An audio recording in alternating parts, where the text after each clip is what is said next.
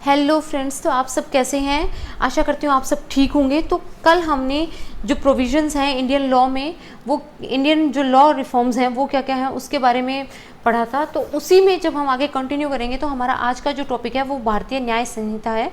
भारतीय न्याय संहिता में मेनली आप क्या है इसका बैकग्राउंड पढ़ेंगे कि इसका जो बैकग्राउंड है वो क्या है। नेक्स्ट, ये जो नया एक्ट आया है इसके क्या प्रोविजंस हैं। तो बैकग्राउंड क्या है, जो ये भारतीय न्याय संहिता 2023 है, ये हमारे आईपीसी का जो कानून है 1860 का, उसको ये रिप्लेस करेगा। बैकग्राउंड ये है कि आपने पढ़ा होगा मैकोले के बारे में। तो 1834 के अंदर 1834 में हमारा फर्स्ट इंडियन लॉ कमीशन है वो कॉन्स्टिट्यूट हुआ था। किसकी चेयरमैनशिप में? मैकोले की। और वो जो चेयर कमीशन है आपका कॉन्स्टिट्यूट हुआ क्यों था? To examine the jurisdiction, power and rules of the existing courts. उस टाइम जो कोर्ट्स थी उनके जो रूल्स, पावर और जुरिस्डिक्शन है उसको एग्जामिन करने के लिए। उसी के साथ साथ उस टाइम जो पुलिस एस्टेब्लिशमेंट थी उनके जो रूल्स हैं उनको यू कैन से वेरीफाई करने, एग्जामिन करने के लिए। और जो लॉज हैं इंडिया के अंदर उस टाइम जो लॉज काम में थे, laws in force in India, उस टाइम में जो कानून आपके इंडिया में काम कर रहे थे उन सबको एग्जामिन करने के लिए ये जो लॉ कमीशन है इट प्रोवाइड अ ड्राफ्ट। इसी के बेस पे जो इंडियन पिनल कोड 1837 है वो बना था, क्योंकि इसने उसको ड्राफ्ट एज अ ड्राफ्ट उसको प्रोवाइड करवाया था, which was based on the English common law and the colonies interest in mind. Colonial जो इंटरेस्ट था वो माइंड में था। और उस टाइम जो, क्योंकि हम कॉलोनी थे ना ब्रिटेन की, तो उस टाइम जो लॉ बने वो भी उन्हीं के माइंडसेट के अकॉर्डिंग बने। हाँ, इंडियन पिनल कोड के लिए जो ड्राफ्ट का काम किया था वो हमारा जो फर्स्ट लॉ कमीशन है उसने किया था। तो अब इसमें एक चीज़ हम जो पढ़ेंगे मेन वो ये है, ये जो आईपीसी जब अनेक्ट हुआ था इसमें बहुत डिले हो गया था। वो डिले क्यों हुआ था? क्योंकि इसमें बार बार रिविजन्स हो रहे थे। 1837 में आया था ड्राफ्ट, तो ठीक है, लेकिन इतने रिविजन्स इसमें हुए और बार बार उसमें कुछ ना कुछ ऐड ऑन होता, बार बार कुछ ना कुछ चेंज हो रहा था। उसी के साथ 1857 में रिवोल्ट भी हो गया था। तो इन सब कारणों की वजह से 1837 वाला जो आईपीसी है वो बाद में 1860 के अंदर बना और फोर्स में आया 1862 में। ये आपका मेंस में प्री में आपका क्वेश्चन आ भी सकता है कि कब बना था 1860 में, और फोर्स में कब आया 1862 में, आपका 1862 में। ठीक है, नेक्स्ट क्या है, ये जो बिल है, हाँ, आफ्टर इंडिपेंडेंस के बाद में क्या हुआ, इट अंडरवेंट सेवरल अमेंडमेंट्स। हाँ, अमेंडमेंट हुए इसमें, और जितनी भी ऑल्ट्रेशंस हुई और मॉडिफिकेशंस हुए उनकी वजह से ये जो आईपीसी 1860 था ये काफ़ी ज़्यादा कॉम्प्लिकेटेड हो गया था। ठीक है, इतनी ज़्यादा अमेंडमेंट्स हो गई थी, ऑल्ट्रेशंस हो गई थी, जिसकी वजह से ये काफ़ी ज़्यादा कॉम्प्लिकेटेड हो गया था।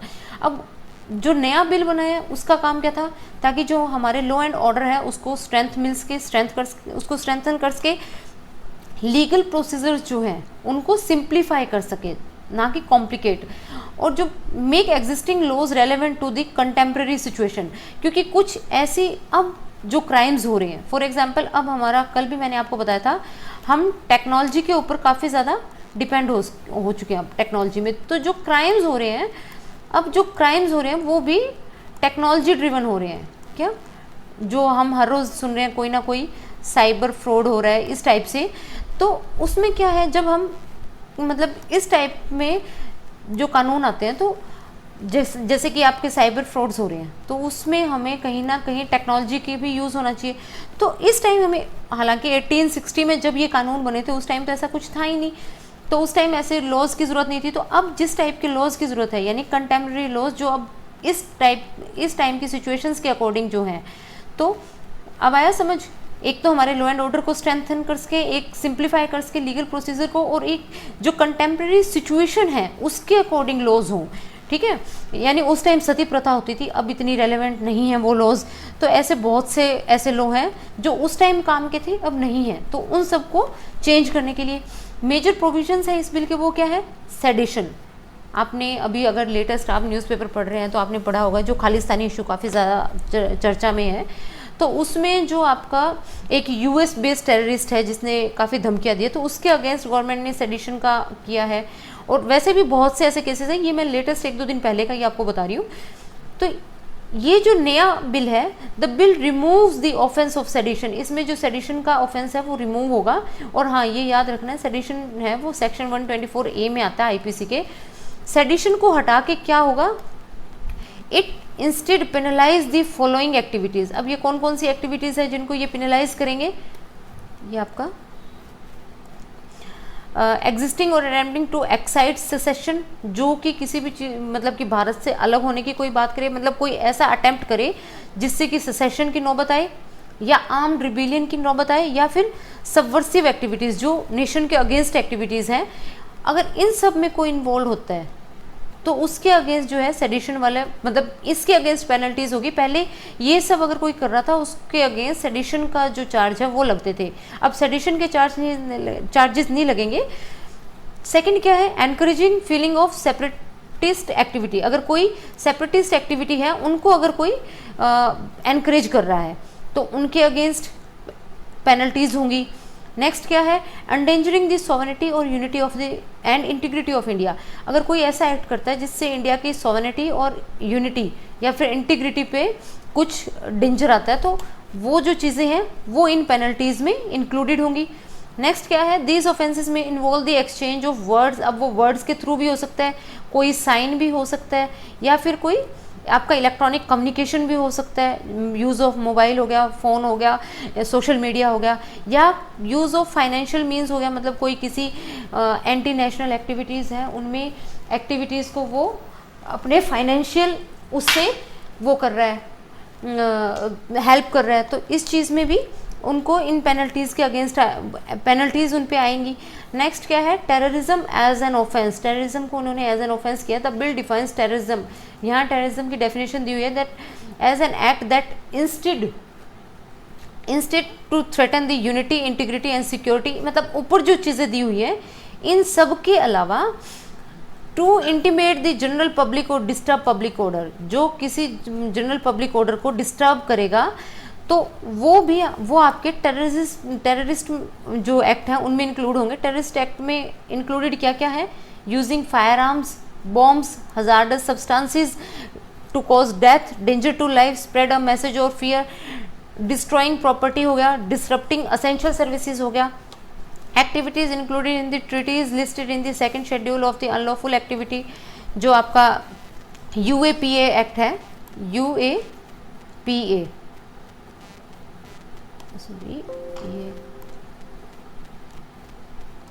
UAPA में अगर कोई लिस्टेड है तो वो सब चीज़ें आपकी टेररिस्ट उनमें इंक्लूड होंगी। नेक्स्ट है आपका organised crime as an offence, अगर कोई ऑर्गेनाइज्ड क्राइम है वो भी ऑफेंस की तरह ट्रीट किए जाएंगे।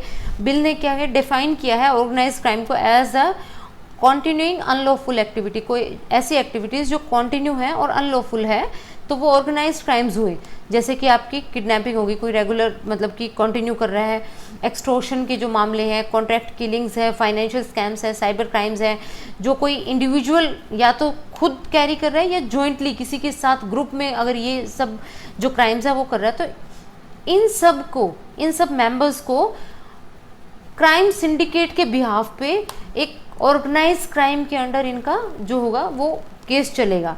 ठीक है, अब ये जो चेंजेस हुए हैं उनका ये माना जा रहा है कि इनका पोटेंशियल इम्पैक्ट क्या होगा। एक तो सब्जेक्टिव इंटरप्रिटेशन, यानी कि पहले क्या था, अनक्लियर डेफिनेशन है क्रिमिनल एक्टिविटी की, may lead to the improper application and affect freedom of speech and expression, क्योंकि जब क्रिमिनल एक्टिविटी है उसकी अगर डेफिनेशन क्लियर नहीं होगी तो कहीं ना कहीं जो लोग हैं वो उसको फ्रीडम ऑफ स्पीच और एक्सप्रेशन के अगेंस्ट उसको यूज़ करेंगे। सबवर्सिव एक्टिविटीज़ क्या है तो वो भी काफ़ी ज़्यादा क्रिटिकल है यहाँ पता करना। टेररिस्ट एक्ट जो है which now include damage to property and provocation और इंटिमिडेशन, पहले ये नहीं था, अब ये है। एनहांस्ड पुलिसिंग पावर्स, जो पुलिस की पावर्स है वो एनहांस की जा रही है ताकि enhance discretionary and action taking powers of police personal में increase the scope for arbitrary police action.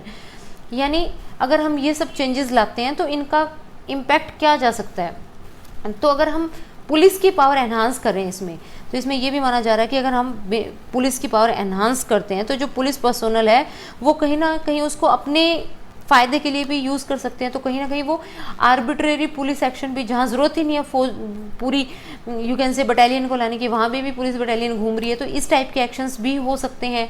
Existing जो ट्रायल्स हैं इनमें डिले भी हो सकता है, यानी दो these bills exclude their application to pending proceeding and trials, मतलब जो पेंडिंग प्रोसीडिंग्स और ट्रायल्स हैं उनको एक्सक्लूड कर रहा है ये बिल। Courts are likely to be bombarded with interpretation, सीधी सी बात है कि जो अभी चल रहे हैं और जो पेंडिंग है उनमें तो ये यूज़ नहीं होगा, आगे से ये यूज़ होगा। तो जो यहाँ कन्फ्यूजन किसको होगी, कन्फ्यूजन होगी कोर्ट को कि किस पे तो नए वाले रूल्स अप्लाई करने हैं और किस पे पुराने वाले रूल्स अप्लाई करने हैं। तो यहाँ पे जो कोर्ट का रोल है वो काफ़ी ज़्यादा कॉम्प्लिकेट हो जाएगा, क्योंकि उसके पास बहुत ज़्यादा इंटरप्रिटेशंस उसको देनी पड़ेंगी, resulting in delays in the actual trials of the offences. उससे क्या होगा, और भी ज़्यादा ट्रायल जो है वो लेट हो सकती हैं। नेक्स्ट आपका था भारतीय नागरिक सुरक्षा संहिता, कोड ऑफ क्रिमिनल प्रोसीजर को जिसने चेंज किया है। तो ये भारतीय नागरिक सुरक्षा संहिता जो है इसने रिप्लेस किया है आपका code of criminal procedure 1973, replace भी नहीं कह सकते, रिपील ही किया है। The code provides for the procedure for, मतलब कि किस प्रोसीजर से किसी को अरेस्ट करना है, प्रोसिक्यूशन उसका कैसे करना है, and bail of offences under various acts. यानी वो वहाँ तक तो था कि क्राइम क्या है, ठीक है, यहाँ है कि क्राइम के बाद क्या करना है, आफ्टर क्राइम, ठीक है, आफ्टर क्राइम जो प्रोसीजर्स हैं वो इसमें इंक्लूडेड है। तो इसका बैकग्राउंड क्या है, जो क्रिमिनल प्रोसीजर कोड था वो सबसे पहले अनेक्ट हुआ था 1882 में by the British parliament and has undergone several, कुछ अमेंडमेंट्स, बहुत सारे अमेंडमेंट्स हुए, एंड मोस्ट इंपॉर्टेंटली जो उसके अमेंडमेंट्स हुए थे वो 1898, 1923 और 1955 में हुए थे। ये 3 इंपॉर्टेंट अमेंडमेंट थे। जो लॉ कमीशन ऑफ इंडिया था उन्होंने अपनी 41st रिपोर्ट में ये रेकमेंड किया था कि सिग्निफिकेंट जो रिवीजन हुई है कोड की, उससे जो क्रिमिनल प्रोसीजर कोड है 1973 ये बना है। यानी 1973 में जो हमारा फर्स्ट CRPC बना था वो कब बना था, 1882 में, ठीक है। लेकिन उसमें इतनी ज़्यादा अमेंडमेंट होगी कि 1973 में जो कोड आया आपका CRPC, तो उस टाइम जो लॉ कमीशन था 41st रिपोर्ट में उन्होंने बोला कि इतनी ज़्यादा इसमें सिग्निफिकेंट रिविजन्स हो गई है कि उससे जो नया आपका कोड बना है ना CRPC 1973 वो प्रोड्यूस हुआ है, ठीक है।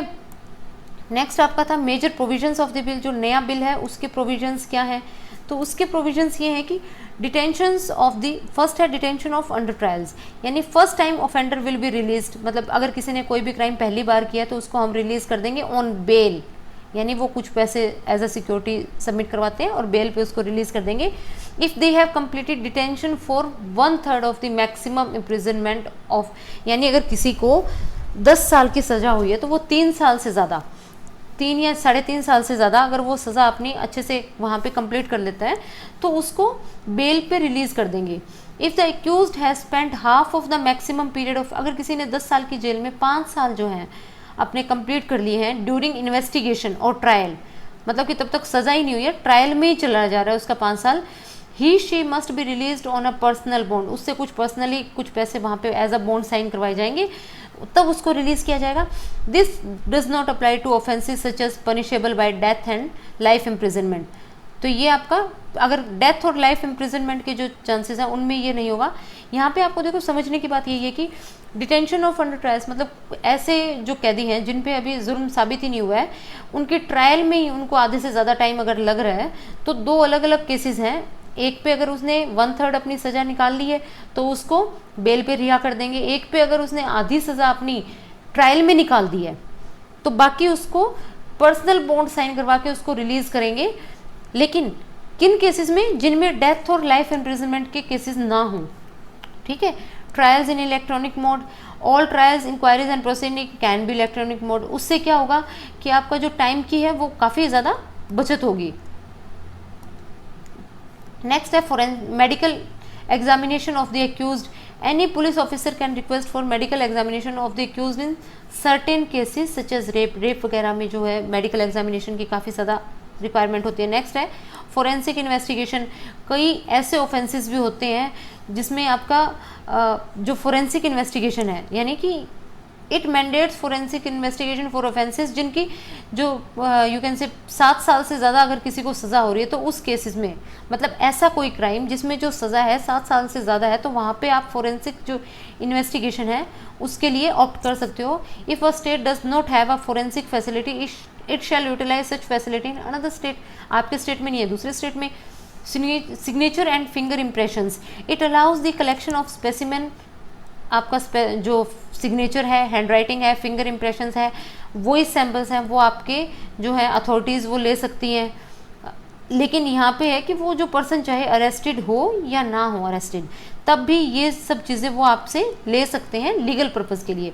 टाइमलाइंस जो है, it prescribe timelines for various procedures such as giving judgement, की कब जजमेंट देनी है, विक्टिम्स को कब इन्फॉर्म करना है प्रोग्रेस ऑफ द इन्वेस्टिगेशन के बारे में, और चार्जेस हैं जो उनके अगेंस्ट वो कब फ्रेम करनी है, तो इन सब की एक प्रॉपर टाइमलाइन प्रिपेयर करना। Trials in the absence of offender, offender है ही नहीं उसके उस केस में ट्रायल्स होना।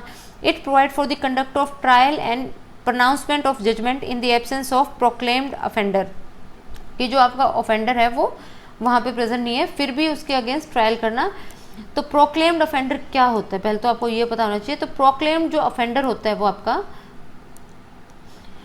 Refers to a person who is accused of an offence, किसी ने एक गुनाह किया है और उसको जो पनिशमेंट है वो कम से कम 10 साल की या फिर लाइफ इम्प्रिजनमेंट,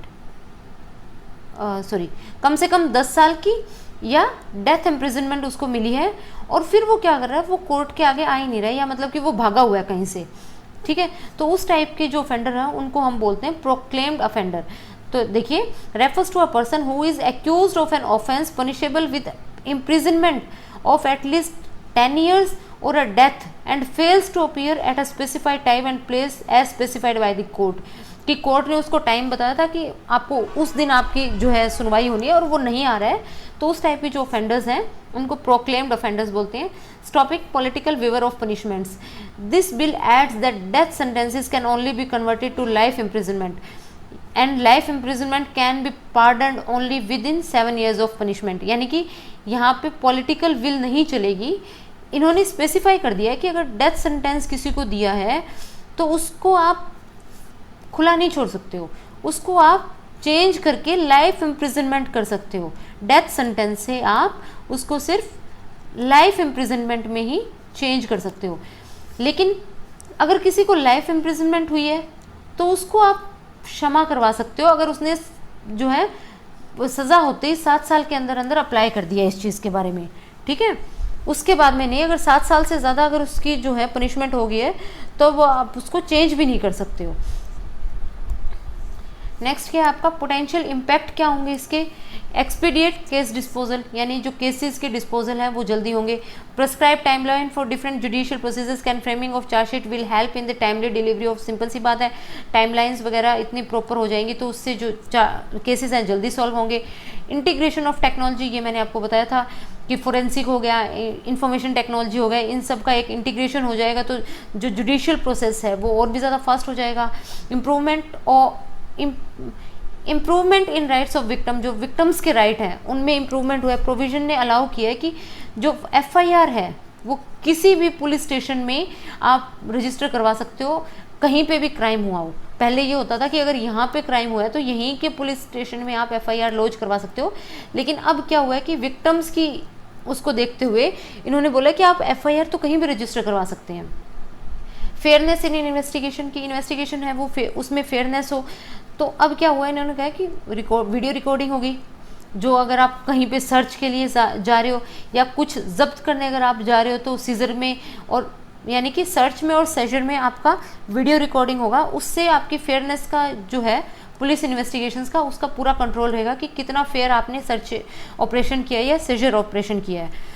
क्योंकि बहुत बार क्या होता है कि बड़े बड़े ड्रग्स केसेस जब आपका ड्रग कार्टल्स वगैरह पकड़े जाते हैं तो वहाँ पे जब ड्रग्स का सीजर होता है, ड्रग्स जब पकड़ी जाती है लार्ज अमाउंट में, तो वहाँ कई बार बाद में काफ़ी सालों बाद पता चलता है कि वहाँ तो इतनी ड्रग थी लेकिन पुलिस ने इतनी शो की, तो इस टाइप की जो मिसमैनेजमेंट होगी उस पर कहीं ना कहीं कंट्रोल होगा। नेक्स्ट है increase in detention period, the period during which an arrested person can be sent to police custody has been expanded. Simple सी बात है, वो तो डिटेंशन पीरियड तो इंक्रीज होगा ही होगा इससे, क्योंकि ट्रायल जल्दी हो गए ना। पहले क्या होता था, अगर किसी आदमी ने कोई एक क्राइम किया, फॉर एग्जांपल एक क्राइम किया आपने, ए पर्सन था, इसने कोई सी क्राइम किया और इसकी जो सज़ा थी वो 10 ईयर्स थी, ठीक है। अब ये 5 ईयर्स तो इसने ट्रायल्स में ही निकाल दिए, ठीक है, बचा इसके पास क्या 5 ईयर्स और। लेकिन अब क्या होगा कि जल्दी ट्रायल वगैरह सब कुछ जल्दी हो जाएगा, तो ये मान लो 1 साल में ही ट्रायल हो गया, तो इसको 1-1.5 साल में ट्रायल हो गया, तो ये जल्दी इसको पुलिस कस्टडी में जल्दी दे सकते हैं कि हाँ इसने ये क्राइम किया है और इसको आप कस्टडी में डाल सकते हो। पहले तो 5 साल तो वो क्राइम प्रूफ करने में लगते थे कि उसने क्राइम किया भी है या नहीं किया। नेक्स्ट है भारतीय साक्ष्य बिल। साक्ष्य का मतलब ही एविडेंस होता है, तो इसने इंडियन एविडेंस एक्ट को जो है वो रिपील किया है।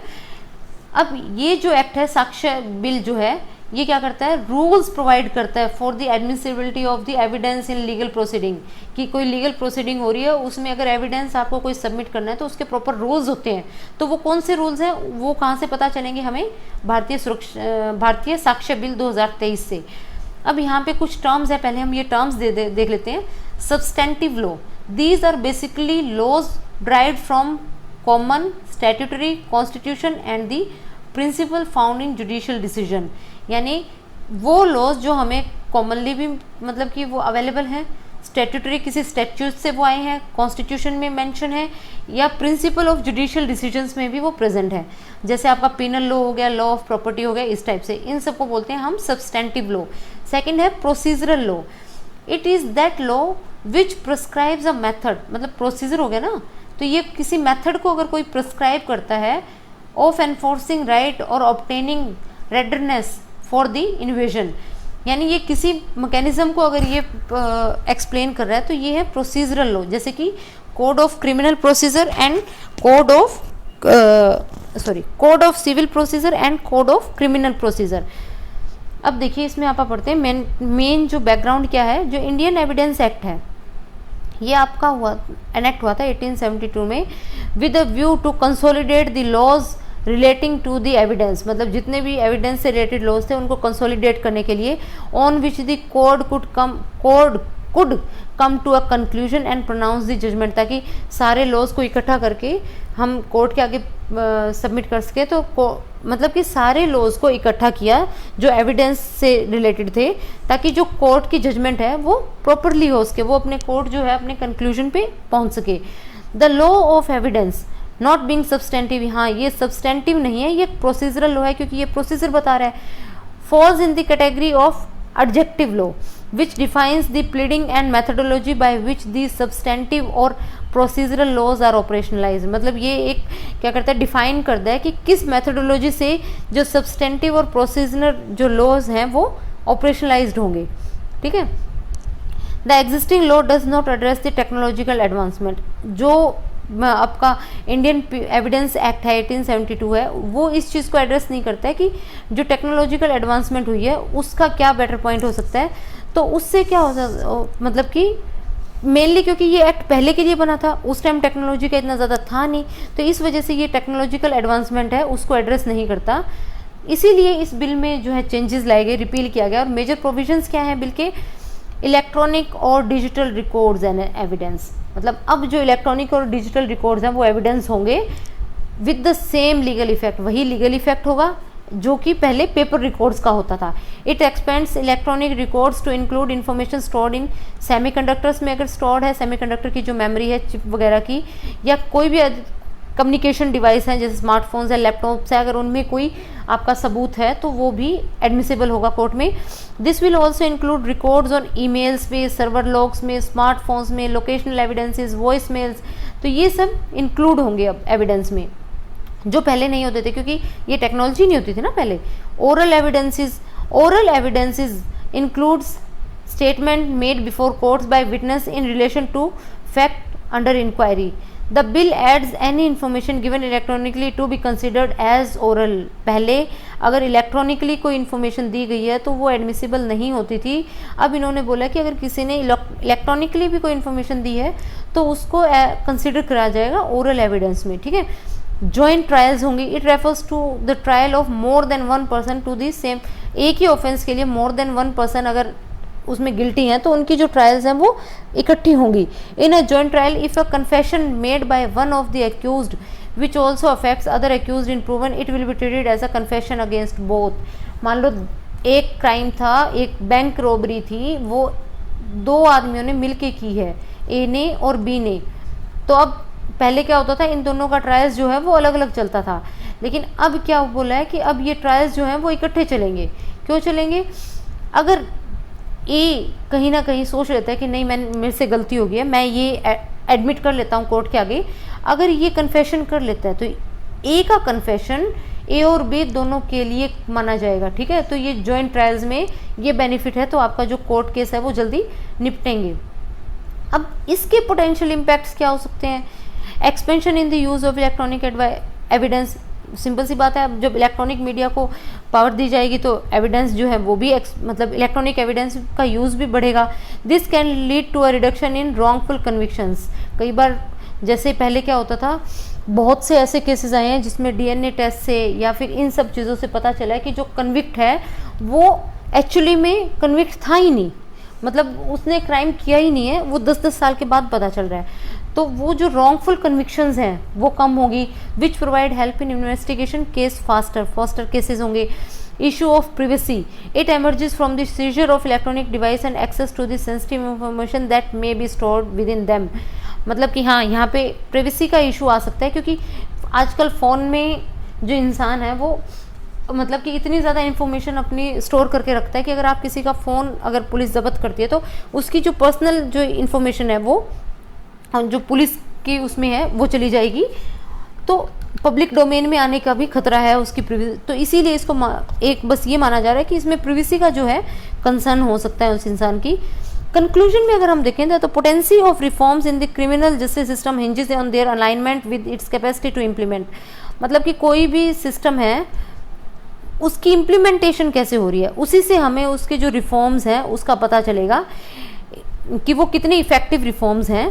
अगर उसकी जो यू कैन से इम्प्लीमेंटेशन अगर इफेक्टिवली हो रही है, दैट मीन्स वो जो रिफॉर्म्स हैं वो कहीं ना कहीं सोसाइटल बेटरमेंट के लिए हैं। The success of criminal law reforms has to take an arduous journey from its inception, formulation, implementation, approach and regular oversight. मतलब इन सब की हमें ज़रूरत है क्रिमिनल लॉज में। इनकी सक्सेस तभी पॉसिबल है तब जब इनकी जो जर्नी है उसको हम प्रॉपरली इंटरसेप्ट करें, फॉर्मुलेट करें, अगर कुछ चेंजेस हैं तो इम्प्लीमेंटेशन जो अप्रोच है यानी प्रॉपरली इम्प्लीमेंट हो, और रेगुलर उसका ओवरसाइट मतलब टाइम टू टाइम उसको हम चेक करते रहें।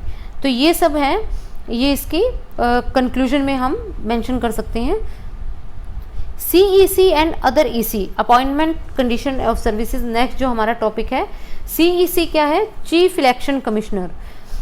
तो ये न्यूज़ में क्यों था? क्योंकि रिसेंटली जो यूनियन गवर्नमेंट है ना, उन्होंने इंट्रोड्यूस किया नए चीफ इलेक्शन कमिश्नर और दूसरे जो अदर इलेक्शन कमिश्नर्स हैं उनसे रिगार्डिंग जो अपॉइंटमेंट है, कंडीशन है और सर्विसेज के हैं, वो बिल 2023 का राज्यसभा में, यानी यूनियन गवर्नमेंट ने एक नया बिल लाई है। यूनियन गवर्नमेंट ने राज्यसभा के अंदर एक बिल इंट्रोड्यूस किया है चीफ इलेक्शन कमिश्नर और अदर इलेक्शन कमिश्नर के अपॉइंटमेंट से रिगार्डिंग, जिसको नाम दिया गया है CEC and other EC bill 2023। अब ये न्यूज़ में अगर इसका देखें तो और भी ये जो CEC आपका CEC एंड EC बिल 2023 है,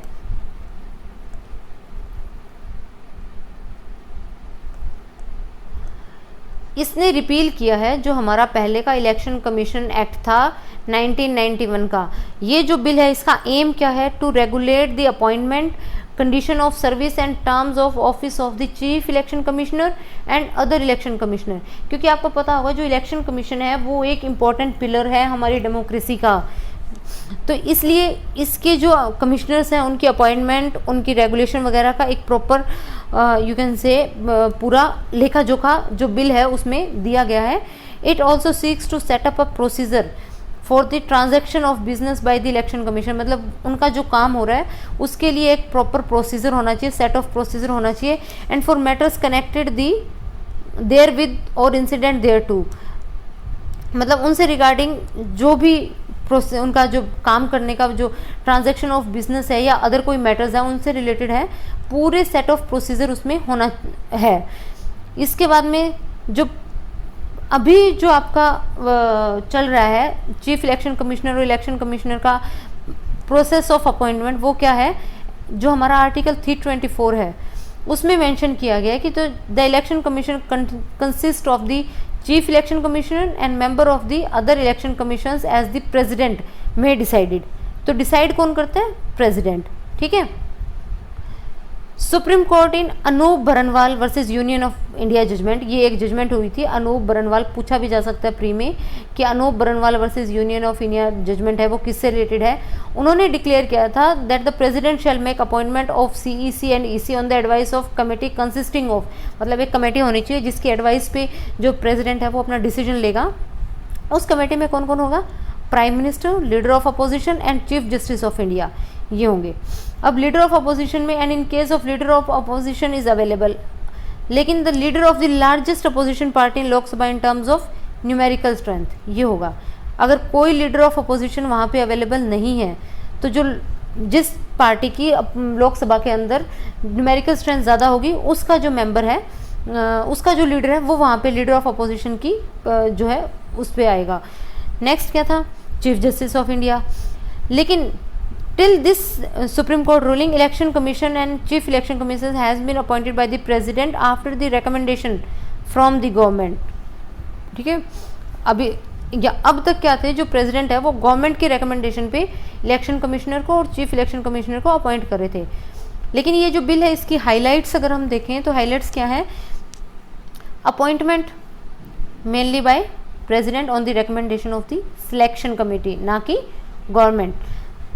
नेक्स्ट क्या है, सिलेक्शन कमेटी में कौन कौन होगा, अभी मैंने आपको बताया, prime minister as a chairperson, leader of opposition as a member, और union cabinet minister is nominated by the prime minister as a member.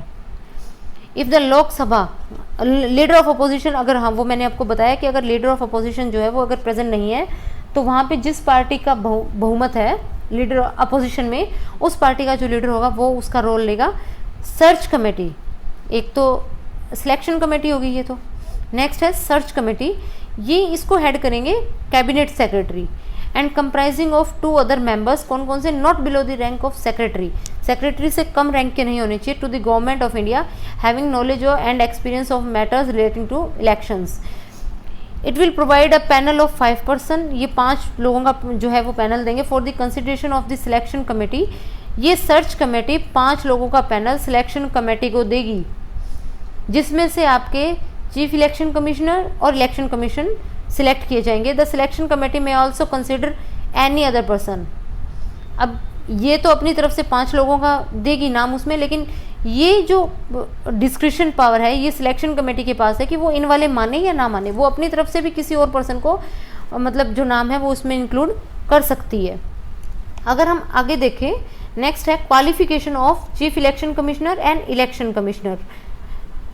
तो इसमें हम देखेंगे कि ये जो क्वालिफिकेशन ऑफ जो पर्सन्स हु आर होल्डिंग और have held a post equivalent to the rank of secretary, यानी कि सिर्फ वही क्वालिफाइड होंगे जो सेक्रेटरी के रैंक पे हैं आपके, to the government of India.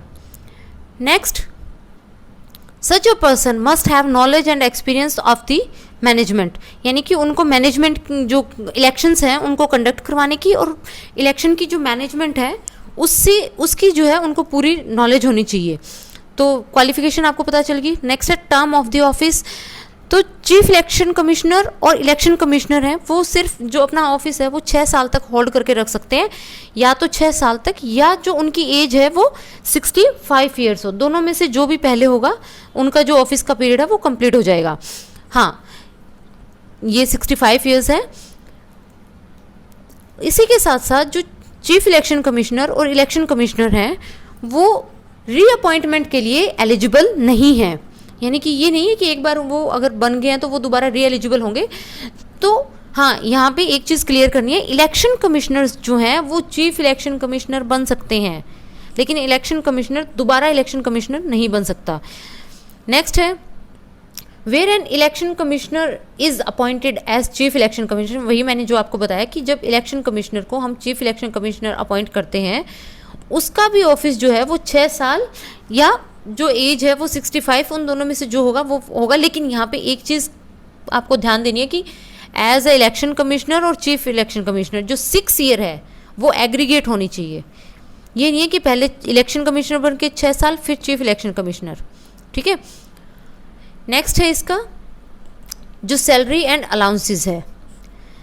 यहाँ पे जो आपका एज वाला है वहाँ पे आपको क्वेश्चन आ सकता है, थोड़ा ट्रिकी, तो be in your senses. Next है सैलरी और अलाउंसेस। इनके सैलरी और अलाउंसेस वो कैबिनेट सेक्रेटरी हैं उनके लेवल के होंगे। जो सर्विस कंडीशंस हैं वो भी उनकी कैबिनेट सेक्रेटरी के लेवल की ही, मतलब कि सेम होंगी जो एक कैबिनेट सेक्रेटरी की होती हैं। नेक्स्ट है इसका रिमूवल एंड रेजिग्नेशन। इनका जो रिमूवल है वो कैसे होगा, रेजिग्नेशन। तो आर्टिकल जो 324 है उसमें ये बताया हुआ है कि जो चीफ इलेक्शन कमिश्नर है वो सिर्फ तभी रिमूव हो सकता है जब जो आपकी मतलब कि जो सुप्रीम कोर्ट के जज हैं, जिस मैनर में सुप्रीम कोर्ट के जज हैं उनको रिमूव किया जाता है, सेम मैनर में आपके चीफ इलेक्शन कमिश्नर जो है उनको रिमूव किया जाता है। लेकिन ऐसे अब क्या हो रहा है कि this is done through an order of the president. ये चीफ इलेक्शन कमिश्नर की हम बात कर रहे हैं। पहले प्रेसिडेंट ऑर्डर देंगे, ऑर्डर देने के बाद में जो दोनों हाउसेज हैं वो जो ऑर्डर है वो दोनों हाउसेज के अंदर एक मोशन पास होगा। तो यहाँ पे आपको ध्यान देना है, पहले एक मोशन पास होगा, फिर उसी मोशन के बेस पे प्रेसिडेंट जो है वो अपना ऑर्डर देंगे, तब जाके वो अपने वहाँ से रिमूव होंगे। ऑर्डर भी वो ऐसे नहीं, जो मोशन है वो ऐसे ही पास नहीं हो सकता। मोशन भी कब अडॉप्ट होगा दोनों हाउसेज में, जब टोटल जो मेंबरशिप है वहाँ पे आपकी जो है मेजॉरिटी सपोर्ट हो, किसकी, टोटल मेंबरशिप की, तभी अडॉप्ट होगा। टोटल मेंबरशिप की मेजॉरिटी सपोर्ट हो ईच हाउस की, और at least 2/3 support from members present and voting. यानी जो मेंबर प्रेजेंट है और वोटिंग कर रहे हैं उनमें से एटलीस्ट 2/3 जो मेंबर्स हैं उनकी सपोर्ट उस मोशन को होनी चाहिए, तभी वो मोशन जो है वो एक्सेप्ट किया जाएगा। ये जो इलेक्शन कमिश्नर है, ये ऊपर वाली जो कंडीशंस थी वो सब तो थी चीफ इलेक्शन कमिश्नर की, लेकिन अगर इलेक्शन कमिश्नर है वो, ये मैं आपको बता रही हूँ कि ऊपर वाली जो चीफ इलेक्शन कमिश्नर की, लेकिन इलेक्शन कमिश्नर जो हैं वो आपके रिमूव कब हो सकते हैं, जब आपके चीफ इलेक्शन कमिश्नर जो हैं वो रेकमेंड करें। तो आया समझ, चीफ इलेक्शन कमिश्नर कब होंगे, जब प्रेसिडेंट ऑर्डर देंगे। प्रेसिडेंट कब ऑर्डर देंगे, जब मोशन पास होगा, लेकिन चीफ इलेक्शन कमिश्नर रेकमेंड करके इलेक्शन कमीशन को रिमूव कर सकते हैं। नेक्स्ट है कंडक्ट ऑफ बिजनेस। तो जितने भी बिजनेस हैं हाउसेज में वो अनैनिमसली कंडक्ट होते हैं। यहाँ पे एक चीज़ ध्यान रखिएगा, वहाँ पे अगर डिफरेंस ऑफ ओपिनियन आ जाता है, यानी इलेक्शन कमिश्नर में और चीफ इलेक्शन कमिश्नर का जो डिसीजन है अगर उनमें डिफरेंस ऑफ ओपिनियन आ जाता है, तो उस केस में क्या होगा, जो मैटर होगा वो डिसाइड कैसे होगा, वो डिसाइड होगा with the help of through the decided by majority. यानी चीफ इलेक्शन कमिश्नर और इलेक्शन कमिश्नर ने कोई डिसीजन लिया और दोनों की राय अलग अलग है, उस केस में वहाँ पे मेजॉरिटी में होगा। अब इस बिल की जो है वो कंसर्न्स क्या है, देखिए कंसर्न इसमें मेनली क्या था, ये जो बिल है आपका सुप्रीम कोर्ट के ऑर्डर के अगेंस्ट जा रहा है, क्योंकि देखिए मैंने स्टार्टिंग में ही बताया था ये जो बिल बन रहा है इसमें पहले सिलेक्शन कमेटी में चीफ जस्टिस ऑफ इंडिया होते थे, अब उनको हटा के देखिए ये ऊपर मैं आपको बता रही हूँ, ये जो सिलेक्शन कमेटी थी यहाँ पे, ये देखिए यहाँ पे पहले क्या कौन होते थे, chief justice of India article 324 के, लेकिन बाद में सिलेक्शन कमेटी में चीफ जस्टिस की जगह यूनियन कैबिनेट मिनिस्टर को नॉमिनेट करेगा, वो भी कौन, प्राइम मिनिस्टर। तो यहाँ पे जो गवर्नमेंट है उसके पास अपर हैंड होगा।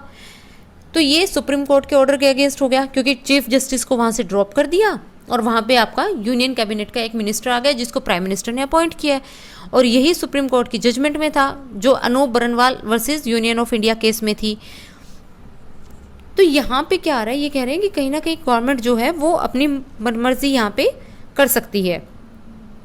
नेक्स्ट क्या है यहाँ पे, न्यूट्रलिटी का, क्योंकि जो कंपोजिशन ऑफ सिलेक्शन कमेटी है वहाँ पे रूलिंग पार्टी है उसका डोमिनेंस रहेगा, क्योंकि प्राइम मिनिस्टर भी रूलिंग पार्टी का और जो यूनियन कैबिनेट मिनिस्टर को जो वो नॉमिनेट करेगा वो भी रूलिंग पार्टी का। तो वहाँ पे एलिजिबिलिटी क्राइटेरिया क्या है कि बिल की वजह से जो सर्च कमेटी के रिकमेंडेशन है वो इतने मायने रख ही नहीं रहे, क्योंकि सर्च कमेटी ने 5 मेंबर हैं, मतलब वो 5 मेंबर के नाम देगी, लेकिन सिलेक्शन कमेटी जो है वो उसकी मर्जी है कि वो उन 5 में से किसी को सिलेक्ट करती भी है या नहीं करती, या अपनी मर्जी से किसी और को भी वो सिलेक्ट कर सकती है। तो यहाँ पे भी अपर हैंड जो हुआ वो सिलेक्शन कमेटी का हुआ।